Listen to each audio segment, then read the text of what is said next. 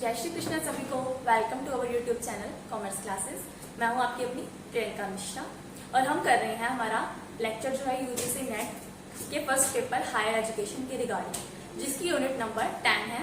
और कल हमने हमारा फर्स्ट लेक्चर किया था जिसमें हमने हायर एजुकेशन जो है अनसाइन टाइप में कैसे थी उसके बारे में रीड आउट किया था, यानी कि पढ़ाई की थी। आई थिंक आपको बहुत अच्छे से समझ में आया होगा। और आज का जो लेक्चर है हमारा वो pre independence and post independence के ऊपर से है। मैक्सिमम क्या होता है हायर एजुकेशन के अंदर हमारे न्यूमेरिकल क्वेश्चंस ज्यादा आते हैं थियोरेटिकल की बजाय, तो हम जो मेन पॉइंट्स हैं जो क्वेश्चन एग्जाम में आने वाले हैं उनके ऊपर ही मैक्सिमम फोकस करेंगे, ठीक है। और इस जो लेक्चर आज हम करने वाले हैं इसके अंदर से प्री इंडिपेंडेंस और पोस्ट इंडिपेंडेंस की 2 क्वेश्चन कंपल्शन है, एवरी ईयर आते ही आते हैं, ठीक है। तो आपके लिए जो लेक्चर है बहुत ज्यादा इंपॉर्टेंट रहने वाला है। तो जैसे कल के लेक्चर में हमने क्या किया था, हायर एजुकेशन हमारे इंडियन सिस्टम में कैसा है, और इंडिया का जो सिस्टम है वो 3rd लार्जेस्ट सिस्टम है एजुकेशन के अंदर। लेकिन फिर भी हमें जो डिग्री प्रोवाइड करवाई जाती है, पर इस तरीके की एजुकेशन नहीं मिल पाती जिससे हम जॉब वगैरह कर सके, अच्छे से लोगों को जॉब दे सके, या हमारी जो कंट्री है वो डेवलप्ड कंट्री बन सके। हम अभी भी डेवलपिंग कंट्री के अंदर ही है, ठीक है। और हमने ये देखा था कि एनसाइन टाइम में हमारी एजुकेशन कैसे थी, उसके बाद वो कैसे पिछड़ गई और वोकेशनल एजुकेशन कैसे चलती रही। तो अब हम करेंगे, आज का लेक्चर हमारा रहेगा प्री इंडिपेंडेंस इंडिया पर और पोस्ट इंडिपेंडेंस इंडिया में हायर एजुकेशन का क्या सिस्टम रहा और कहां से किस तरीके से स्टार्टिंग हुई, इंग्लिश एजुकेशन कब स्टार्ट हुई हमारे इंडिया में। ओके, फर्स्टली हमें ये पता होना चाहिए कि एजुकेशन हमारे लिए क्यों जरूरी है। सबसे बड़ी बात क्या है, एजुकेशन से हम फिजिकली और मेंटली दोनों तरीके से फिट रहते हैं, हमें किसी से भी बात करने में कोई दिक्कत नहीं हो पाती।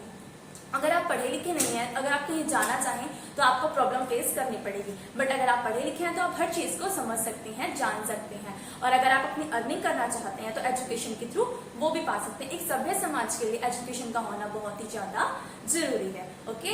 और हमारे जो एग्जाम के रिगार्डिंग आज का लेक्चर बहुत ही इंपॉर्टेंट रहने वाला है, क्योंकि इसमें हम ना ईयर्स करेंगे, ईयर्स की न्यूमरोलॉजी और sequence wise, okay.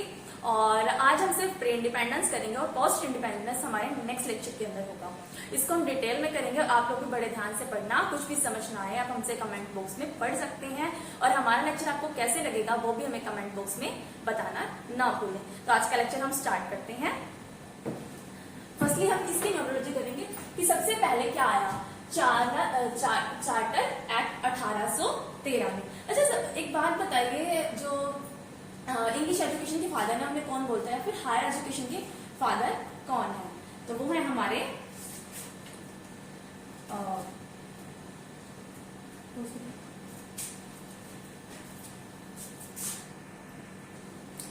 Father of modern education कौन है? Lord Macaulay. हाँ, और मॉडर्न एजुकेशन की नीति को हम लोग मैकॉले की नीति भी बोलते हैं। ये बात आपको पता होनी चाहिए, क्योंकि ये क्वेश्चन भी एक इंपॉर्टेंट क्वेश्चन है। अगर मान लो एग्जाम के अंदर आता है फादर ऑफ मॉडर्न एजुकेशन कौन है, तो हम बता सकते हैं लॉर्ड मैकॉले, ओके। तो आज के सीक्वेंस करते हैं। फर्स्टली हमारा आया चार्टर एक्ट 1813 के अंदर, फिर आया एल्फिंस्टोन रिपोर्ट 1823 के अंदर, देन जनरल कमीशन 1823 में, मैकॉले मिनट्स 1835 में, वुड डिस्पैच 1854 में, हंटर कमीशन 1882 से 83 के बीच में आ गया था। नेक्स्ट यूनिवर्सिटी कमीशन 1902, इसको हम लोग 1901, 1902 और 1904 मतलब इनमें से कोई भी ऑप्शन आ सकता है, ओके। मेनली हम इसको 1902 लेकर के चलते हैं, लेकिन 1904 तक ये कंप्लीटली आ चुका था, मतलब एक्ट के रूप में लागू हो चुका था। सो इन तीनों में से अगर कोई भी ऑप्शन आता है तो आप उस पर क्लिक कर सकते हैं। Next national council of education 1905, और गोखले बिल जो है 1911 में आया। फिर हमारा आता है रेजोल्यूशन हुआ था एजुकेशन पॉलिसी पर 1930 में, देन सेटलर कमीशन 1917 में, फिर आता है हार्टॉग कमेटी 1929 में, सप्रो कमेटी जो आई थी वो 1934 में आई थी, अबॉटवुड रिपोर्ट 1937 में, वार्डा रिपोर्ट 1937 में, और सार्जेंट रिपोर्ट 1944 में। प्री इंडिपेंडेंस की लास्ट जो है वो 1944 है, उसके बाद में पोस्ट इंडिपेंडेंस स्टार्ट हो जाता है। अब हम इनको डिटेल में करेंगे किस तरीके से क्या क्या हुआ था। तो फर्स्ट कंसेप्ट जो है हमारा चार्टर एक्ट 1813 का, इसमें क्या बताया गया था, ये मल्टीपर्पज था और किसलिए था, to spread scientific knowledge in British India. कि मेन इनका मतलब मोटिव था कि इंडिया के अंदर इंग्लिश को बढ़ावा दिया जाए, ठीक है। इस क्लोज को मतलब ब्रिटिश पार्लियामेंट के थ्रू 1813 में अलाउ किया गया था। इसमें जो क्रिश्चियंस थे ना, जो क्रिश्चियन लोग थे या क्रिश्चियन एजुकेशन थी उसको बढ़ाने की बात की गई थी। और इसमें यह कहा गया था कि 1 लाख रुपीज तक उन लोगों को दिए जाएंगे जब वो क्रिश्चियन एजुकेशन को प्रमोट करेंगे। इसमें मतलब इंग्लिश को बढ़ाने की बात की गई थी कि इंडियन लोगों को इंग्लिश सिखाई जाए। उसके बाद में this act permitted Christian missionaries और इन 1817 हिंदू कॉलेज को स्टैब्लिश किया गया कलकत्ता में। अच्छा, इसके बाद इसमें ना जो हिंदू कॉलेज है वो 1817 में आया और उसको 1855 में प्रेसिडेंसी कॉलेज बना दिया गया और 2010 में हिंदू कॉलेज को ही प्रेसिडेंसी यूनिवर्सिटी के रूप में चेंज कर दिया गया। ओके, तो फर्स्ट 1817 में हिंदू कॉलेज बनाया गया और उसके बाद उसको 1855 में प्रेसिडेंसी कॉलेज नाम दिया गया और प्रेसिडेंसी कॉलेज के बाद में अब जो है उसे प्रेसिडेंसी यूनिवर्सिटी कहा जाने लगा 2010 से। और ये किसके थ्रू आया था? चार्ल्स एक्ट के थ्रू ही इस कॉलेज की एस्टेब्लिशमेंट हुई थी। उसके बाद में हमारा आती है एल्फिस्टोन रिपोर्ट जो है 1823 की, एल्फिस्टोन रिपोर्ट 1823, इसको हम लोग एल्फिस्टोन एक्ट पे बोलते हैं। और इसमें क्या बताया गया था? एल्फिस्टोन रिपोर्ट के बाद में इसमें मेनली मतलब कुछ बुक्स लिखी गई थी जिनमें उन्होंने ये रिकमेंड किया था कि अपॉइंटमेंट करें, डिस्ट्रिक्ट एग्जामिनेशन ऑफिसर को अपॉइंट किया जाना चाहिए और हर स्कूल में अपना सुपरवाइजर होना चाहिए, स्कूल सुपरवाइजर को सेटअप किया जाना चाहिए। और उसके अलावा टीचर्स के लिए ट्रेनिंग को कंपल्शन किया गया था कि ट्रेनिंग ऑफ टीचर्स होनी चाहिए। अच्छा, इस टाइम पर सबसे पहला जो है एल्फिस्टोन कॉलेज है उसको ओपन किया गया था 1835 में और बॉम्बे यूनिवर्सिटी जो है वो सबसे ओल्डेस्ट कॉलेज है अब तक की। Elphinstone college, Calcutta medical college और बॉम्बे कॉलेज, यानी कि इन 3 कॉलेजेस को किसको एल्फिस्टोन कॉलेज, कलकत्ता कॉलेज और बॉम्बे मेडिकल कॉलेज को 1835 में स्टैब्लिश किया गया था। किस रिपोर्ट के अकॉर्डिंग? एल्फिस्टोन रिपोर्ट के अकॉर्डिंग। उसके बाद हमारा आया जनरल कमेटी ऑन 1823। इसके अंदर क्या बताया गया कि एजुकेशन सिस्टम जो है वो इस टाइम पर क्या हुआ, जैसे वेस्टर्न एजुकेशन और जो हमारा सिस्टम था यानी कि ओरिएंटल पर्सन्स, ओरिएंटल लोग बोलते थे हमें हमारे पुराने तरीके से पढ़ाई करनी है और पर्शियन लोग बोलते थे नहीं वेस्टर्न तरीके से करेंगे। तो उस टाइम पर क्या हुआ, उन दोनों में कंफ्लिक्ट हो गया कि किस तरीके से एजुकेशन होनी चाहिए। तो इस कंफ्लिक्ट को सॉल्व करना बहुत ही जरूरी था। तो इसमें क्या था, मतलब ओरिएंटल लोग बोलते थे कि हमें ओरिएंटल एजुकेशन करनी है, जबकि एंजेलिस्ट लोग बोलते थे कि उन्हें वेस्टर्न एजुकेशन ही पढ़ानी है, जिसमें उन्होंने इंग्लिश पर ज्यादा फोकस किया था और जो हमारी पुरानी लैंग्वेज थी यानी कि या फिर जो हमारी मादर लैंग्वेज है उसको ज्यादा फोकस नहीं किया गया था। तो जिसकी वजह से इस फाइटिंग को खत्म करने के लिए मैकॉले मिनट आया, मैकॉले की शिक्षा नीति आई, जिसकी और इसीलिए हम लोग बोलते हैं मॉडर्न एजुकेशन में लॉर्ड मैकॉले को की फादर है, फादर ऑफ मॉडर्न एजुकेशन, क्योंकि इन्होंने इस डिस्प्यूट को सॉल्व करने में बहुत ही हेल्प की थी। ठीक है। अच्छा, इसके अंदर क्या हुआ था, मैकॉले मिनट में ये कहा गया था, मैकॉले मिनट में इंग्लिश डेफिनेशन को रखा गया। इसमें क्या कहा गया कि मतलब इन्होंने मतलब बात तो इसी चीज की थी, पढ़ाया तो इंग्लिश में ही जाएगा, लेकिन इसके अंदर कुछ चीजें बहुत ही अच्छी आई थी, जिसके अंदर ये बताया गया था कि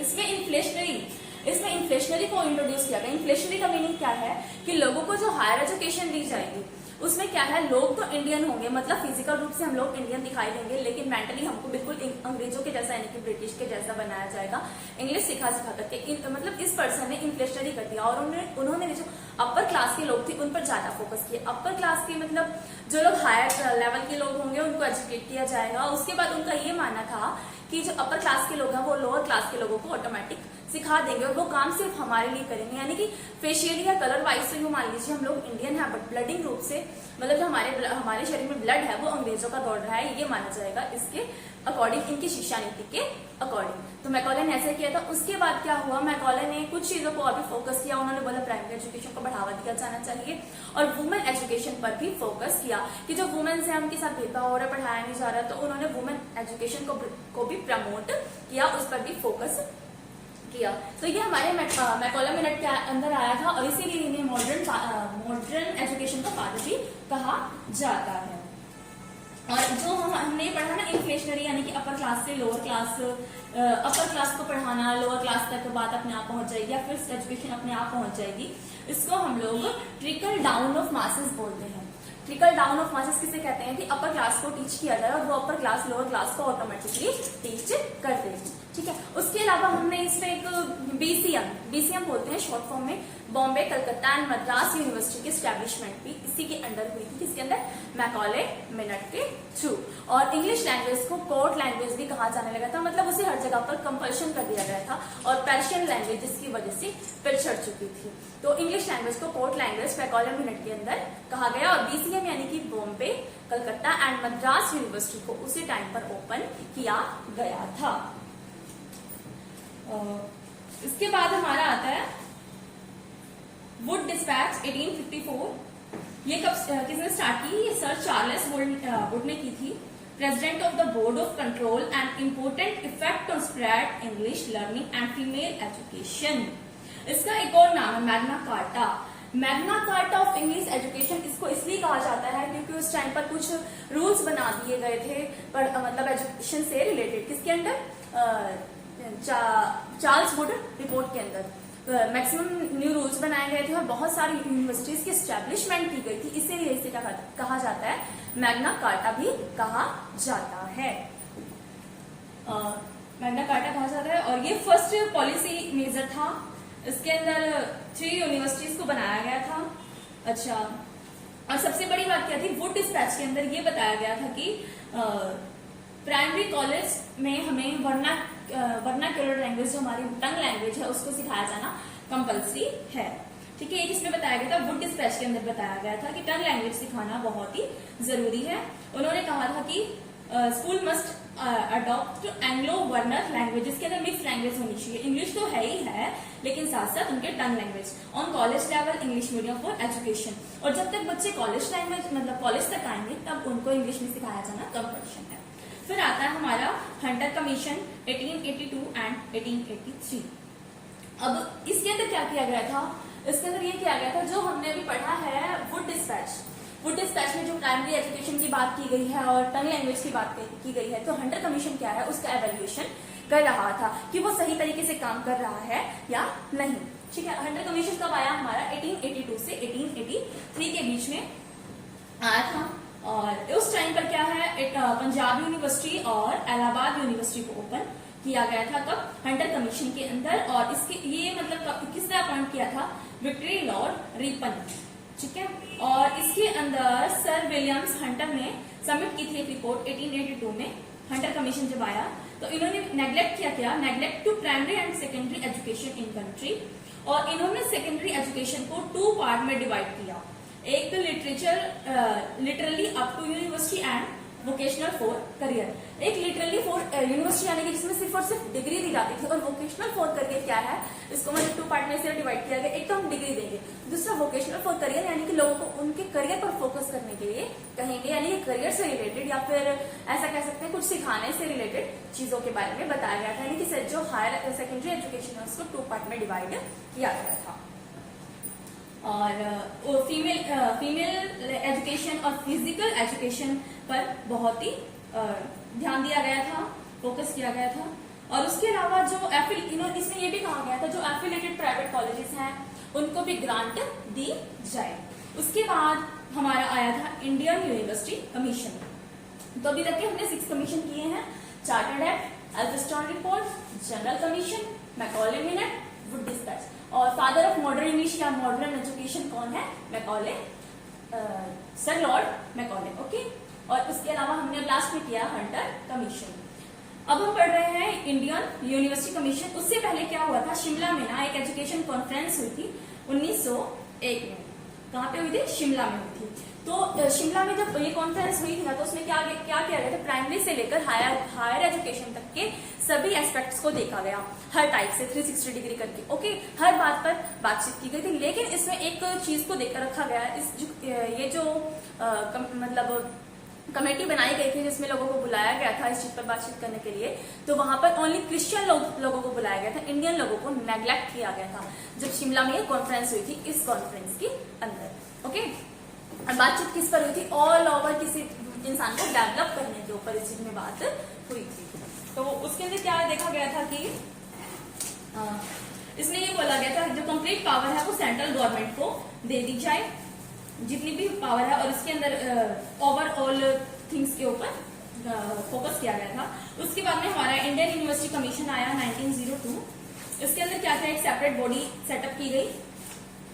अच्छा, ये कब हुआ था? यूनिवर्सिटी कमीशन जो है लॉर्ड कर्जन की बैठक में आया था। ठीक है, यूनिवर्सिटी कमीशन के टाइम पर लॉर्ड कर्जन जो थे वो लेकर के आए थे। इसकी अपॉइंटिंग कब हुई थी? 27 जनवरी 1902 को यूनिवर्सिटी कमीशन जो है बुलाया गया था। चेयरमैनशिप थी थॉमस रेनकी एंड 21 मार्च 1904 को ये एक्ट के रूप में बन चुका था। इसीलिए अगर तीनों में से कोई भी ऑप्शन है 1901, 1902 या 1904 तो आप कोई भी लगा सकते हैं, अगर मान लो इनमें से एक आता है तो, क्योंकि 1904 में ये एक्ट बन चुका था बट 1902 में इसकी स्टार्टिंग हो चुकी थी। ओके, और जो रूल्स वगैरह है वो इंडियन यूनिवर्सिटी कमीशन के अकॉर्डिंग ही चलते हैं। अच्छा, फिर आता है हमारा नेशनल काउंसिल ऑफ एजुकेशन 1905 जो 1905 में हुआ। उसमें क्या हुआ, स्वदेशी लोगों के द्वारा इसका सेटअप किया गया।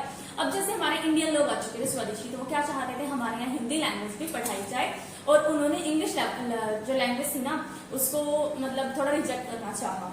तो इसके अंदर क्या है, तब जब ये नेशनल काउंसिल ऑफ एजुकेशन हुई, स्वदेशी लोगों के द्वारा इसका सेटअप हुआ, तो 2 यूनिवर्सिटी बनाई गई, जादवपुर यूनिवर्सिटी और शांति निकेतन कॉलेज। अब जैसे यूनिवर्सिटी ग्रांट कमीशन आया उस टाइम पे क्या है, कॉलेज का लेवल बढ़ता जा रहा था।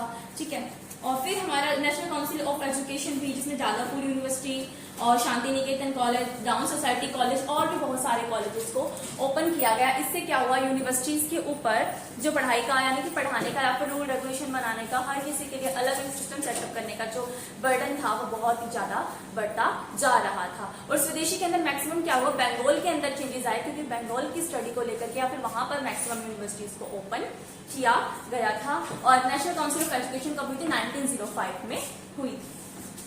फिर आता है हमारा गोखले बिल आया 1911 में, जिसमें किया गया only for primary education. Gokhale bill के अंदर क्या है, फोकस किया गया था प्राइमरी एजुकेशन के ऊपर। इसमें क्या हुआ, कंपलसरी कर दी गई थी प्राइमरी एजुकेशन तो कंपलसरी की गई। इसमें कहा गया 6 से 10 साल के बच्चों को पढ़ाना बहुत ज्यादा जरूरी है, हर बच्चे को स्कूल में भेजा जाए, गवर्नमेंट स्कूल खोले जाए, उनको फ्री ऑफ कॉस्ट एजुकेशन दी जाए। उसके अलावा उन्होंने ये भी बोला कि गर्ल्स और बॉयज दोनों के लिए ही एजुकेशन होनी चाहिए, और primary education free of cost होनी चाहिए, किसी भी हर बच्चा स्कूल जाना चाहिए। ठीक है, सर्व शिक्षा अभियान की तरह। तो ये किसमें गोखले बिल के अंदर आया, इसमें मेन फोकस हमने प्राइमरी एजुकेशन के ऊपर किया था। और इसमें और बताया गया कि right to levy education cess, जो लोकल बॉडीज हैं या फिर बड़ी बड़ी कंपनीज हैं उनको कुछ एजुकेशन सेस देना चाहिए, एक्सपेंस करना चाहिए एजुकेशन के ऊपर। कंपल्सरी की प्राइमरी एजुकेशन को पहले तो बॉयज के लिए था, फिर गर्ल्स के लिए भी कर दिया गया। ठीक है, गार्जियन को क्या करना चाहिए, जिनकी इनकम लेस देन ₹10 है उनको फीस पे नहीं करनी चाहिए या उनसे फीस नहीं मांगी जानी चाहिए। ये सब बातें गोखले बिल के अंदर कही गई थी। फिर आता है resolution on Indian education policy 1913। जब गोखले बिल आया ये सब हुआ, उसके बाद में क्या हुआ, रेजोल्यूशन किया गया, और एक बहुत बड़ा रेजोल्यूशन था हमारे इंडियन पॉलिसी का। इसमें कहा गया रेजोल्यूशन के अंदर ये कहा गया कि जो हमारे कॉलेजेस हैं बहुत ज्यादा सेटअप हो रहे हैं, तो जो बर्डन है यूनिवर्सिटी में बहुत ज्यादा बढ़ता जा रहा है, और यूनिवर्सिटी बहुत ही कम मात्रा में थी। तो क्या कहा गया कि और भी हमें नई और थोड़ी ज्यादा मात्रा में कुछ एक्स्ट्रा यूनिवर्सिटीज को ओपन किया जाना चाहिए, जिससे कि जो उन यूनिवर्सिटीज पर बर्डन है उसका डिस्ट्रीब्यूशन हो सके, सभी अपना अपना काम संभाल सके। तो उस टाइम पर कुछ जो यूनिवर्सिटी है उनके नेम मैं बता रही हूँ आपको, वो हुई थी। एक तो है SNDT बनारस और मसूर यूनिवर्सिटी। SNDT बनारस और मसूर यूनिवर्सिटी 1916 में ओपन कर दी गई थी। ठीक है, उसके बाद 1917 में पटना यूनिवर्सिटी और हैदराबाद यूनिवर्सिटी 1918 में सेटअप की गई, यानी कि उस करंट टाइम के अंदर 2 या 3 साल में बहुत सारी यूनिवर्सिटीज को ओपन किया गया। 1916 में 3 यूनिवर्सिटीज कौन कौन सी आई, SNDT बनारस और मसूर यूनिवर्सिटी, ये 1916 में आई। 1917 में पटना यूनिवर्सिटी आई, और 1918 में यूपी के अंदर 1918 में हैदराबाद यूनिवर्सिटी को बनाया गया। ठीक है, ताकि जो कॉलेजेस के रिगार्डिंग बर्डन उन यूनिवर्सिटीज पे था उसको डिस्ट्रीब्यूट किया जा सके। और ये हमारा न्यू रेजोल्यूशन इसीलिए कहा जाता है क्योंकि इस टाइम पर हमने मतलब एजुकेशन के रिगार्डिंग बहुत सारे न्यू रूल्स एंड रेगुलेशन बनाए थे, उसके अलावा न्यू न्यू यूनिवर्सिटीज की स्टैब्लिशमेंट की थी।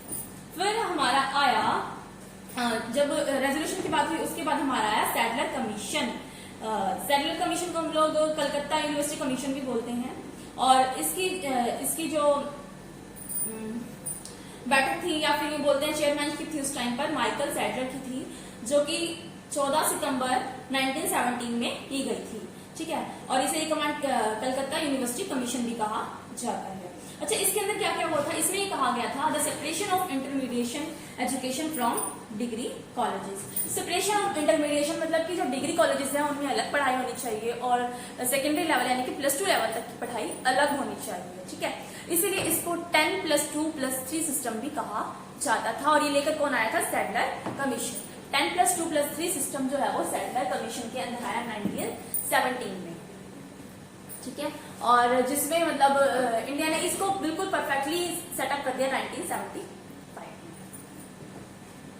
कलकत्ता यूनिवर्सिटी को सजेस्ट किया गया, सेटिंग की गई central advisory board of education, जिसका सेटअप हुआ 1920 में। Central advisory board of education, इसको लेके तो लॉन्ग टाइम तक के लिए आया था, लेकिन ये 3 साल तक ही चली और इसका एंड हो गया 1923 में। तो सीएबी का सेटअप हुआ था 1920 में और एंड हुआ 1923 में। किस वजह से हुआ, फाइनेंशियल क्राइसिस की वजह से, क्योंकि उस टाइम पर हमारे पास पैसे नहीं बचे थे और महामारी आई हुई थी, जिसकी वजह से 1919 की महामारी आप लोगों ने सुनी होगी, जब हमारे बहुत ज्यादा मतलब लेवल पे फाइनेंस खत्म हो चुका था, जिसकी वजह से इस वाले जो ये हमारा कमीशन आया था इसका एंड करना पड़ा because of finance crisis. CBT का central board of advisory education का। ठीक है, then under this government Indian act 1919 उसमें प्रोवाइड किया गया था कि कंट्रोल जो है वो मिनिमाइज किया जाए। उसके अलावा इसमें कुछ और चीजें बताई गई थी, जैसे कि रेजिडेंटल यूनिवर्सिटीज बनाई जानी चाहिए, ऑनर्स कोर्स यानी कि जो लोग मेरिट में आते हैं उनको ऑनर्स कोर्स जो है वो प्रोवाइड करवाए जाने चाहिए। और भी बहुत सारी डिफरेंट फैकल्टी बनाई जानी चाहिए। Director of physical training appoint किए जाने चाहिए, जो कि लोगों को फिजिकली और मेंटली फिट रहने के लिए एजुकेट कर सके।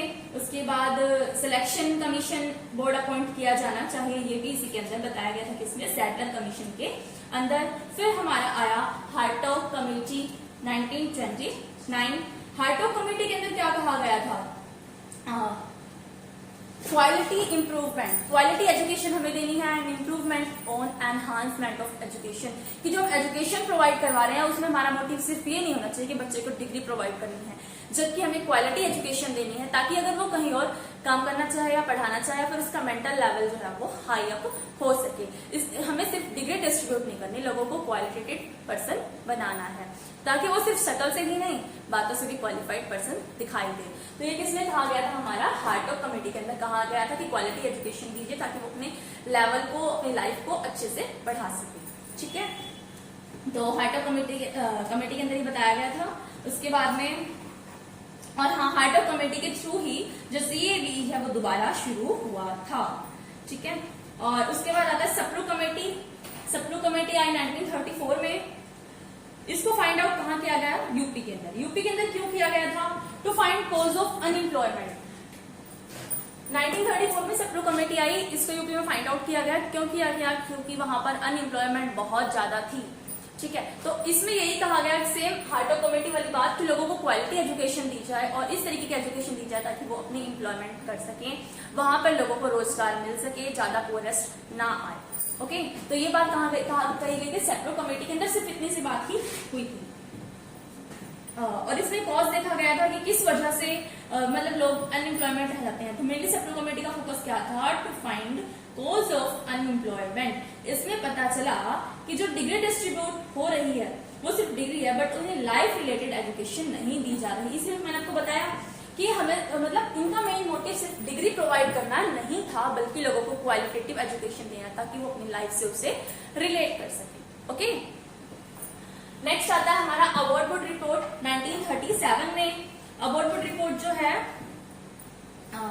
इसमें क्या हुआ था, जैसे हमारी वोकेशनल एजुकेशन है वो पिछड़ चुकी थी, इंग्लिश एजुकेशन बहुत ही ज्यादा थी, तो उसको बढ़ावा दिया गया। उसके अलावा उन्होंने ये भी कहा कि मीडियम यूनिवर्सिटी लेवल पर जो मीडियम है एजुकेशन का उसको इंग्लिश रखा जाए, कोई दिक्कत नहीं है, बट प्राइमरी लेवल पर जो है बच्चों को टंग लैंग्वेज सिखाई जानी चाहिए, क्योंकि छोटा बच्चा है वो डायरेक्टली इंग्लिश तो नहीं सीख सकता, जिसकी जो मातृभाषा है उसमें उसी को ही पढ़ाना चाहिए। लाइक अगर अभी भी हम लोग साउथ साइड में जाते हैं तो वहां पर उनकी लैंग्वेज यानी कि तमिल लैंग्वेज में पढ़ाया जाएगा, उड़ीसा वाली साइड जाए तो उड़िया लैंग्वेज में पढ़ाया जाएगा। ओके, तो मतलब इस टंग लैंग्वेज को कंपल्सरी कर दिया गया था, जो वर्नाक्यूलर लैंग्वेज है उसको, कि आप यूनिवर्सिटी लेवल पर इंग्लिश पढ़ा सकते हैं, क्योंकि धीरे धीरे बच्चा जो है इम्प्रूव होगा और इंग्लिश सीखेगा, बट डायरेक्टली हम किसी को इंग्लिश नहीं सिखा सकते। ठीक है, ये बात किसने कही गई थी, अबाउट वुड रिपोर्ट के अंदर, जिसमें हमें वर्नाक्यूलर लैंग्वेज के ऊपर फोकस किया गया था और हमारी वोकेशनल एजुकेशन के ऊपर, यानी कि जो हमारी वोकेशनल एजुकेशन पिछड़ चुकी थी उसको दोबारा से लाया गया। ये किसके अंदर हुआ, अबाउट वुड रिपोर्ट के अंदर, जिसमें हमें वोकेशनल ट्रेनिंग दी जाती थी, पॉलिटेक्निक्स कॉलेज ओपन हुए, setting up of vocational teachers training college, मतलब पहले वोकेशनल कॉलेज वोकेशनल टीचिंग ही खत्म हो गई थी तो टीचर्स क्यों ट्रेन किए जाएंगे, बट जब वोकेशनल टीचिंग दोबारा से आई तो वोकेशनल टीचर्स को भी फिर से एजुकेट किया जाने लगा, उन्हें ट्रेन किया जाने लगा। Then I Wardha scheme of education 1937। Wardha scheme of education 1937 जो आई है, इसको हम लोग गांधीयन रिपोर्ट भी बोलते हैं या गांधीयन सिस्टम बोलते हैं। इसके अलावा इसके 2-3 और नाम है, अगर मान लो इनमें से कोई भी नेम ऑप्शन में आता है तो उसे आप टिक कर सकते हैं। इसका वार्धा रिपोर्ट में जो वार्धा एजुकेशन स्कीम थी उसको नई तालीम बोलते थे, बुनियादी तालीम बोलते थे, या फिर बेसिक शिक्षा। बेसिक शिक्षा यानी कि बच्चे को छोटेपन से, मतलब बचपन से प्राइमरी एजुकेशन देना बहुत ही जरूरी है, कुछ चीजों को सिखाया जाना बहुत ही जरूरी है, उनको उनकी मातृ लैंग्वेज में पढ़ाया जाना बहुत ही जरूरी है। और ये किसकी चेयरमैनशिप में आई थी, वार्धा रिपोर्ट जो है वो डॉक्टर जाकिर हुसैन की रिपोर्ट में आई, मतलब चेयरमैनशिप में आई थी डॉक्टर जाकिर हुसैन, जो कि बाद में इंडिया के प्रेसिडेंट भी बने थे। डॉक्टर जाकिर हुसैन की चेयरमैनशिप में वार्धा रिपोर्ट को लाया गया था 1937 में। ठीक है, और ये बाद में क्या बने थे, हमारे इंडिया के प्रेसिडेंट बने थे। अच्छा, वार्धा स्कीम ऑफ एजुकेशन को हम लोग नई तालीम बोलते हैं, बुनियादी तालीम बोलते हैं और शिक्षा, बुनियादी शिक्षा भी बोलते हैं। अच्छा, इसको गांधीयन सिस्टम क्यों कहते हैं, कि गांधी जी के फिलोसफी पर वर्क करता है। इसमें ये कहा गया था कि एजुकेशन कंसेप्ट जो है ना वो, इसमें ये कहा गया था कि एजुकेशन सिस्टम जो है वो डायनामिक है। ठीक है, इसमें होलिस्टिक यानी कि किसी पर्सन को होल यानी कि कंप्लीटली रूप से बढ़ावा दिया जाए, ऐसा नहीं कि किसी एक चीज के ऊपर फोकस किया जाए। लाइक हम सिर्फ इंग्लिश सिखा रहे हैं तो ऐसा नहीं कि हम ओनली इंग्लिश ही सिखाएं, हमें उसकी ऑल ओवर थिंग्स के ऊपर फोकस करना चाहिए, लाइक उसके गेम्स पे, उसकी एजुकेशन पे, उसके बोलने के तरीके पे, उसके लाइफस्टाइल पे, हर चीज के ऊपर फोकस होना चाहिए। ये बात आई थी हमारी वार्धा रिपोर्ट के अंदर, मतलब उसकी साइकोलॉजी के ऊपर, और इन चीजों के रिगार्डिंग उसे एजुकेट करना बहुत ही जरूरी था। उसके अलावा इसमें बिलीव किया गया था, he believed that education should bring development of the whole of man, कि मतलब जो मैन है संपूर्ण यानी कि पूरे तरीके से विकसित होना चाहिए, ना कि उसे कोई भी एक चीज सिखाई जाए। और इसमें मतलब फ्री, कंपल्सरी और यूनिवर्सिटी एजुकेशन देने की बात की गई थी, कि अगर मान लो कोई कुछ ऐसे लोग होते हैं जो मतलब पढ़ाई नहीं कर पाते, उनके पास पैसे नहीं होते, तो ये बोला गया उनके लिए फ्री होनी चाहिए एजुकेशन, और प्राइमरी एजुकेशन तो बिल्कुल फ्री होनी चाहिए। और 6 to 14 जो 6 से 14 साल के बच्चे हैं उनको पढ़ाया जाना बहुत ही कंपल्सरी है, ना कि उनसे काम करवाया जाए। तो ये बातें हमारी वार्धा रिपोर्ट के अंदर आई। एंड लास्ट सार्जेंट रिपोर्ट आई, कब आई, 1944 में। सार्जेंट रिपोर्ट के अंदर क्या क्या हो गया था, ये भी CABE के अंदर काम कर रहा था। CABE क्या था हमारा, central advisory board of education, जिसके थ्रू बहुत सारे रूल्स आए थे, हमने पढ़े थे ना, जिसमें रेजिडेंट यूनिवर्सिटी और ऑनर कोर्स के बारे में बात की गई थी, डिफरेंट फैकल्टी की बात की गई थी। तो ये वापस आ चुका था सार्जेंट रिपोर्ट में 1944 में, और इसको हम लोग भी क्या बोलते हैं, sergeant report is also called scheme of post war educational development in India. इसमें टेक्निकल एजुकेशन की बात की गई और टीचर ट्रेनिंग के ऊपर फोकस किया गया, और इसमें रिकमेंड किया गया जो UGC है उसको। ठीक है, तो ये हमारे जो थे 16 प्री इंडिपेंडेंस इंडिया की जो वो थी, मतलब हायर एजुकेशन के सिस्टम थे, उसके बारे में बताया। हम एक बार फिर से रिपीट कर लेते हैं इनको। तो चार्टर एक्ट आया 1813 में, Elphinstone report 1823, general commission 1823, then ये दोनों सेम ईयर में आए, ठीक है, 1823 में। Macaulay minute 1835, Wood dispatch 1854, Hunter commission 1882 और 83। Then university commission 1902, national council of education 1905, Gokhale bill 1911, resolution on Indian policy 1913, satellite commission 1917, Hartog committee 1929, Sapru committee 1934, Abbott Wood report 1937, Wardha report 1937। और वाडा report को हम लोग गांधीयन एजुकेशन सिस्टम, नई तालीम, बुनियादी तालीम और नेक्स्ट टाइम आप बताएंगे कमेंट बॉक्स में, ओके। और सार्जेंट रिपोर्ट बिल्कुल एंड में आई है हमारे, जिसमें यूजीसी के बारे में बात की गई, टीचर ट्रेनिंग के बारे में बात की गई, और जो हमारा था इसमें सीएबी जो है वो दोबारा से आ गया। सीएबी की full form central advisory board of education, ठीक है। तो आज का लेक्चर आपको हमारा कैसा लगा उसके बारे में बताइएगा आप हमें कमेंट बॉक्स के अंदर। नेक्स्ट लेक्चर जो हमारा है वो पोस्ट एजुकेशन के ऊपर होगा, ठीक है। कोई भी एडवाइस हो, सजेशन हो, वो आप हमें बताइए। हमारा कोई कंटेंट अच्छा न लगता हो तो बताइए, हम उसकी इंप्रूवमेंट करेंगे। And please like, share, subscribe our channel. Thanks for watching.